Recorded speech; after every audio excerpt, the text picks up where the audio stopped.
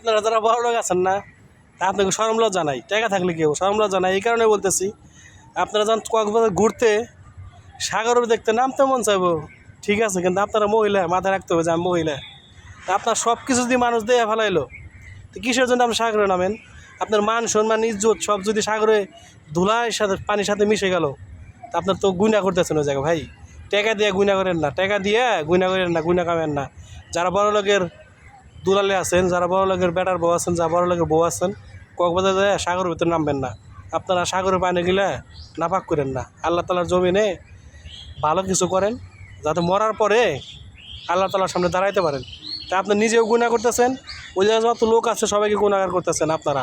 তা আপনারা সাগরে নামবেন না ঘুরতে যায়, হোটেলে গোসল করবেন, সাগরে নামলে পর্দায় থাকার চেষ্টা করবেন।